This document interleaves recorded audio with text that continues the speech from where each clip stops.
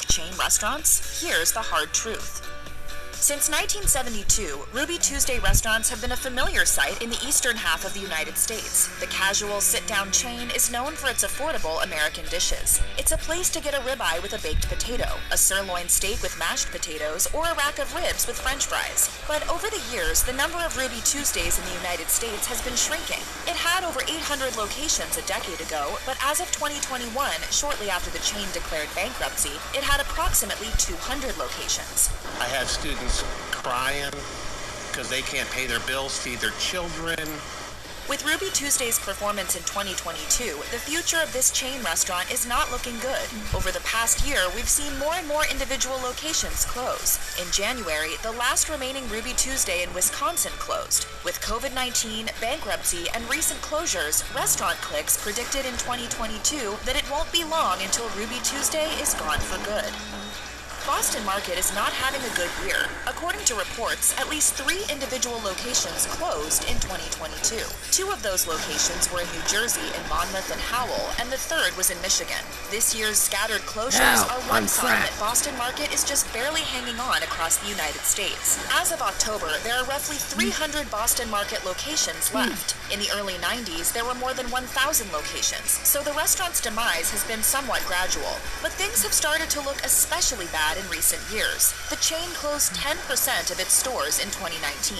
The next year, the pandemic hit. In 2021, labor shortages put pressure on workers, leading to an employee walkout. If this downward spiral continues, Boston Market may be a thing of the past by 2023.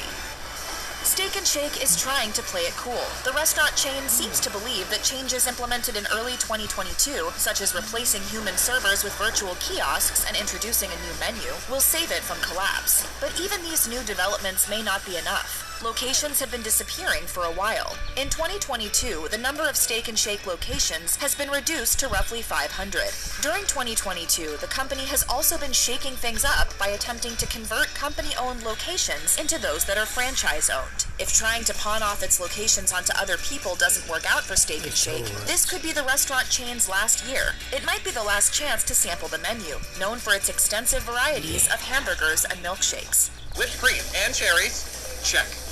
Since 1991, Joe's Crab Shack has been a standby for some American families. Each themed location provides a colorful place for parents and children to escape when they don't want to cook dinner. Patrons are served heaping portions of seafood, no matter how far from the coast a location may be. But as of 2022, the chain only has locations in around 16 states. In some of those states, there is only one location. At least one longtime Joe's Crab Shack closed its doors for good in 2022 in Boise, Idaho in June.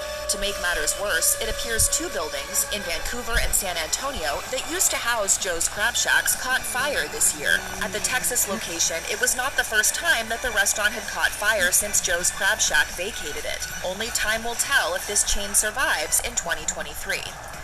As another chain hit hard by COVID-19, the fast casual chain Noodles & Company has been desperately trying to turn things around in 2022. Watch out for However, during the tornadoes final here. quarter of the previous year, it reported losses of tall around $8 million buildings. due to the impact of coronavirus variants. Then, its pattern of failure continued. In the first quarter of 2022, it reportedly lost over $6 million. Noodles & Company responded by raising prices. The company also unveiled a new rebranding effort to try to save things. During some points in 2022, things looked better for the chain. After increased earnings reports in the spring, the chain's stock went up. But even then, the chain hasn't necessarily done enough to ensure it will survive long term. Despite claims that Noodles & Company is on the mend, we're not so sure. We'll see what happens to them next year. Okay, well, see you tomorrow. Of course. It may come as no surprise that TGI Fridays is on its last legs. From the chain's striped logo to outdated menu items like loaded potato skins, there's nothing about this chain that screams 2023. It's been around since the 1960s when it first gained popularity as a singles bar. But try to remember the last time you heard people referring to TGI Fridays as a place for young people to meet. We can't. TGI Fridays took a hit in 2020 when the coronavirus pandemic forced the chain to permanently close 20% of its Gonna say restaurants. But anything? multiple additional additional locations have closed in 2022.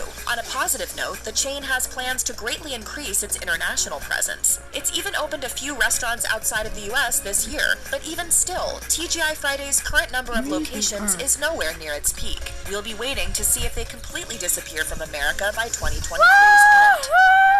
With a history as old as Friendly's, it's a miracle that this chain restaurant is still open. The business has been around since 1935, when a pair of brothers founded the first Friendly's ice cream shop in Springfield, Massachusetts. Before long, other foods, such as burgers and fries, were added to the menu. Today, food offerings are much more extensive than you'd expect. At Friendly's, the menu features quesadillas, chicken tenders, fish and chips, hot dogs, tomato soup, and more. Despite the large variety, this restaurant isn't doing so hot. Just 2 years after filing for bankruptcy due to coronavirus, multiple locations of Friendly's closed in 2022.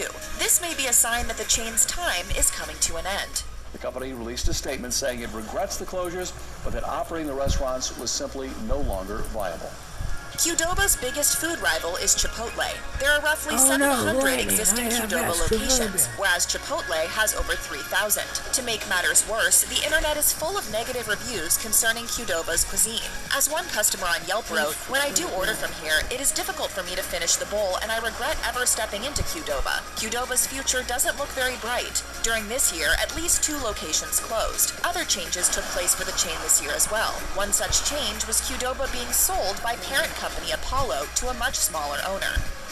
Unfortunately, a chain as beloved as Buffalo Wild Wings is still struggling. Customers can enjoy several rounds of wings while being surrounded by TV screens showing sports. One wrote on TripAdvisor, "The wings were excellent, cooked well and very tasty, washed down with a nice cold pint. Sadly though, we might lose Buffalo Wild Wings in 2023. All over the country, locations of this restaurant chain closed in 2022. It doesn't help that chicken wings, the key menu item of this restaurant chain, didn't come down from their price surge until the second half of 2022. However, there are still over 1,000 locations of Buffalo Wild Wings in the United States, giving some hope to the thought that it will survive 2023.